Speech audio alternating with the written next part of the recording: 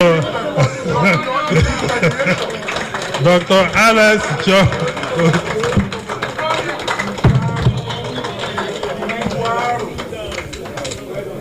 Your Excellency,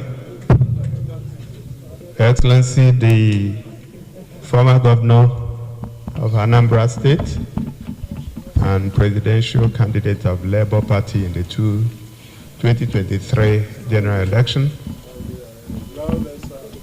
Mr. Peter Obi, CON, your Deputy Senator Dati Baba Ahmed, National Chairman of the Caretaker Committee, Senator Esther Nenadi Osman, the Deputy Governor of Abure State, Engineer Ikechukwu Emetu, who is celebrating his birthday today.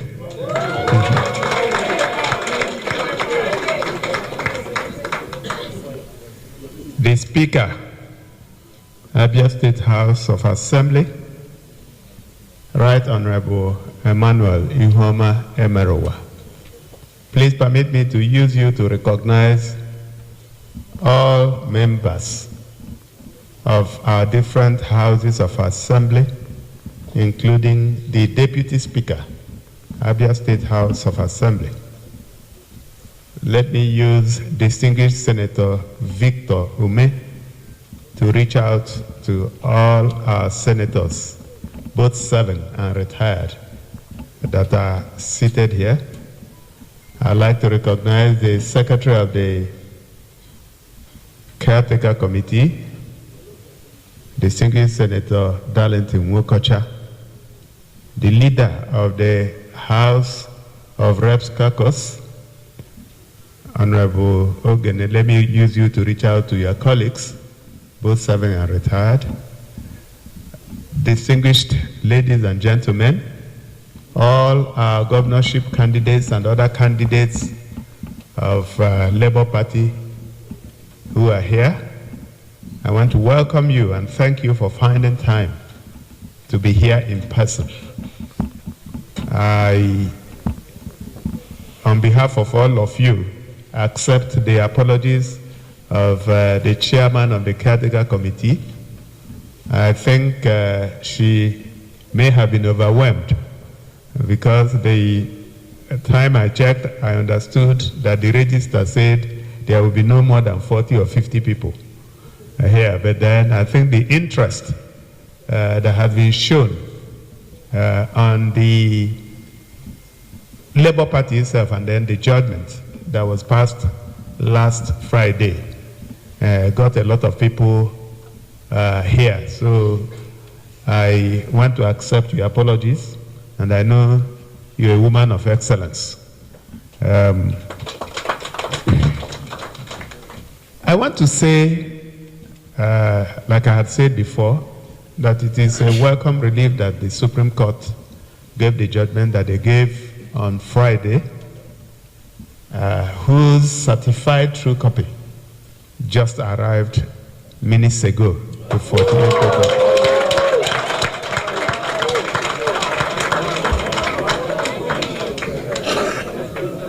The 48-page document was very clear in saying that it is all of you seated here that constitute the leadership of the party. I also want to make the point that we are law-abiding people. We sat on the 4th of September 2024 in Umuahia, where we unanimously elected a 29-member caretaker committee. Shortly after that exercise, our brothers on the other side went to court and got a judgment that pronounced them the leaders of the party. If we were not law-abiding, we would have started dragging the office. But we all said, since there was a court judgment, let us follow the process. And the process ended on Friday. We expected that everybody who actually wants the survival and the progress of democracy in Nigeria and that of Labour Party would have accepted that judgment. In any case, you don't have a choice because Supreme Court is the final arbiter in matters like this. So you may not like the judgment, but you must obey the judgment. Anybody who is doing anything else is constituting himself into a law by himself. Now, I like the tone of the speech that was made by our national chairman. And instead of being aggressive like they have been, threatening people with expulsion and suspension, she called on all of them to come back so that we can all sit down and rebuild this party. Those who have their ears, please, I would like to join our national chairman in appealing to them. There is no need fighting. I had sat with Mr. Abure last year, and I asked him, I said, what do you really want? And he said he didn't want anything. I said, okay, I can speak to my leaders, and you can become a BOT chairman. I offer that with their approval. Or if you want to still lead this party, let's go through the process. Go and purchase a form when the process starts, and if you win, you return as chairman. But I also gave him some pieces of advice. I said, if I were you, I wouldn't want to lead people who wouldn't want me to lead them.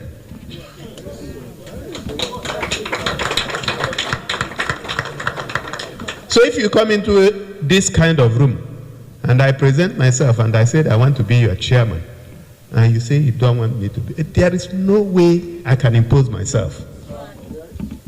So we are still extending the olive branch to him and those in the former National Working Committee to sheath their sword. There's no need fighting. They will just be delaying the doomsday because it will still happen. The process of setting up a National Working Committee starts from the ward.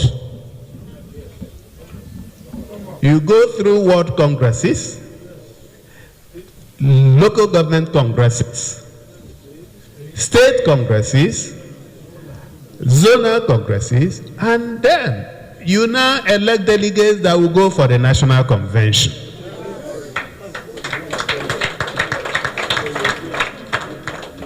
You cannot start, if you want to build a 3-story building, you cannot start from the 3rd floor.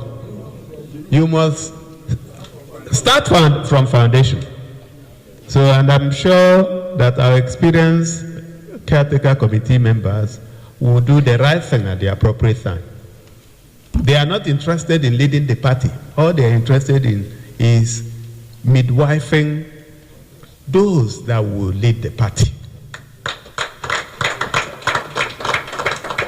And I know we heard this discussion. They don't have any interest other than ensuring that our party remains strong. So on this note, distinguished ladies and gentlemen, let me congratulate all of you for remaining firm and resolute, for also respecting the rule of law, for not taking the law into your hands. And our party, the rebuilding of our party starts today.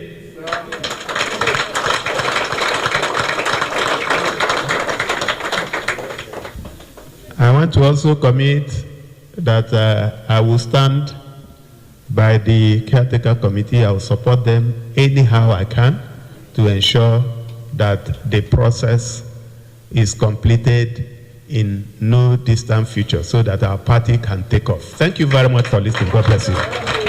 Your Excellency, I just wanted to bring us all to speed about the certified true copy of the judgment that was just released not too long ago, signed by Honorable Justice John Okoro Enyam.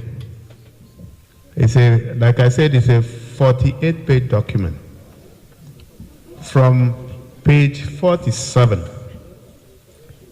So by the time you finish listening to this, all the manipulations and the lies would take flight. The three issues submitted for determination, and I'm quoting, are hereby jointly resolved in favor of the appellants. And the appellants are Distinguished Senator Esther Nenade Osman and Distinguished Senator Darlington Wokocha. It goes further. In summary, both the trial court and the court below had no jurisdiction to entertain the suit of this first respondent. Whitman Relief and first respondent is Abure.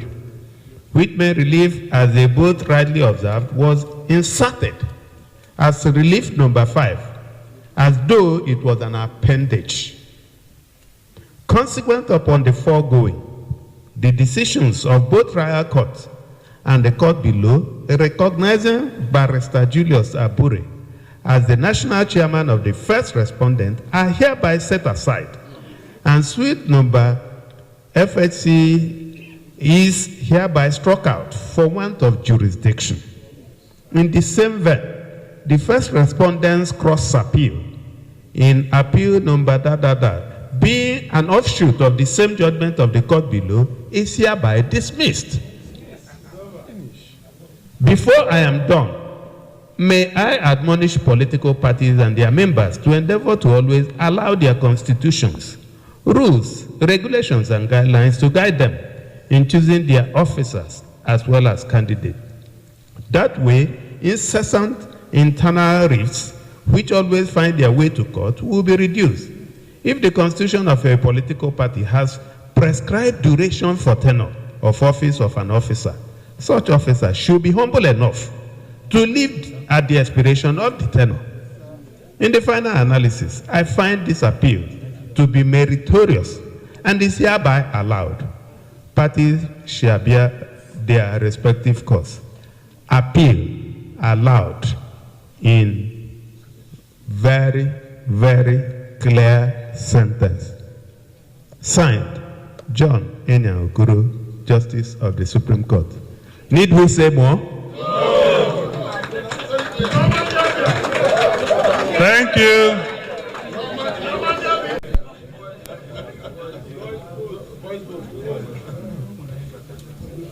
Your Excellencies, distinguished ladies and gentlemen, having had the motion and the secondment, I hereby put the question, and it will be by voice vote. First of all, is there any objection? No. Those in favor say aye. Those against say nay.